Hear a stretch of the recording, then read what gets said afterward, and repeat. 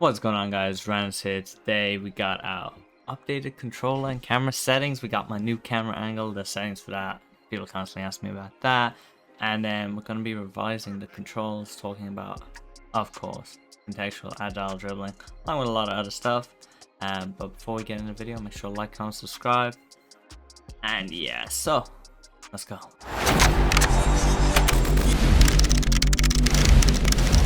FIFA trainer, obviously hide. I'm pretty sure that's off in foot temps anyways. Time finishing off because it is not worth it at all this year. And one thing people don't realize, I've heard this like multiple times, right? So I'll be like, I have time finishing off. They'll be like, but I like to use time finishing for free kicks and penalties and stuff. And I'm like, you know that still works with this off, right? So for set pieces, time finishing still is on, even with this off. So this is just means in game, you like pass it across or whatever and you're playing in like bad connection, you can just like spam the shoot button and stuff and you won't get a red time shot. So definitely recommend having it off. Next, player switch indicator just shows you who you'll switch to if you press L1. Good setting. I don't see why you would have it off. Last block assistance. Sometimes this is annoying because your player will auto lunge and miss it.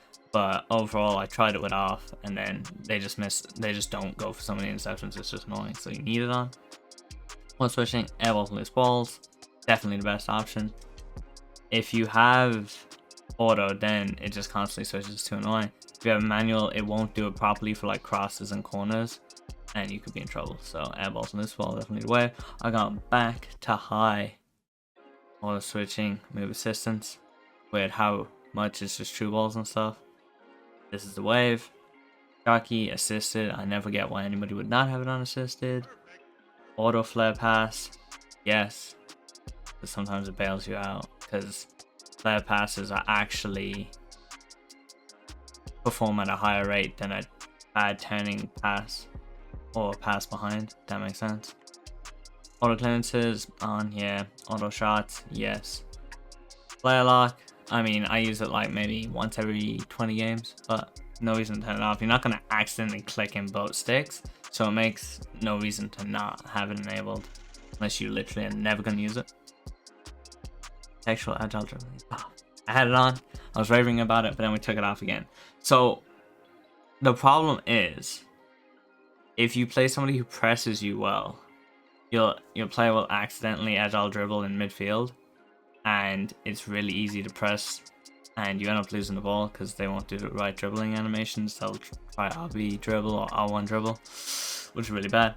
But in the box, it is really good to have. So, you know, it's up to you, basically. There's the pros and cons. Pros, you're better in the box. Cons, you can get pressed in midfield easier. So, make up your own decision.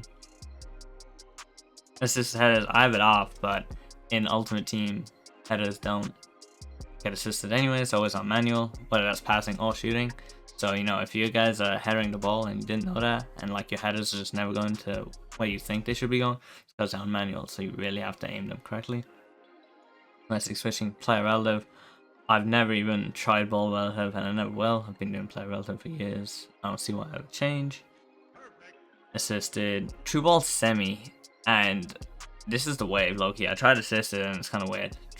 Use semi, shot, obviously assisted, cross assisted, lob pass assisted. I think this is on semi by default, low-key, so make sure that's assisted, especially for R1 square crosses. A lot better. Save assistant doesn't matter. And last point I have on, but doesn't really matter. Defending, tactical, because you can't even use legacy in Ultimate Team. And pass receiver lock late. Late is better than early in my opinion, because late gives you a chance to change the pass direction if it becomes covered in between you pressing the pass and your player actually kicking the ball. Now, let's go to camera setting, I believe. So, we're on co-op nowadays. Co-op is the hype. It's better for true balls, better for tracking true balls. That's matter. So, it's what you should be doing. I personally go 0 height, 0 zoom. This just literally allows me to see so much of the pitch. It's ridiculous. And I like 0 height because if you're like 10 height or whatever, I don't know, I get like vertigo almost. It doesn't look, it looks weird in my opinion. So 0, 0, what I vibe with.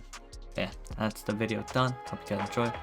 Like, comment, subscribe. I'll see you guys next time. I ain't here for the money, I ain't here for the fame. for you, come along.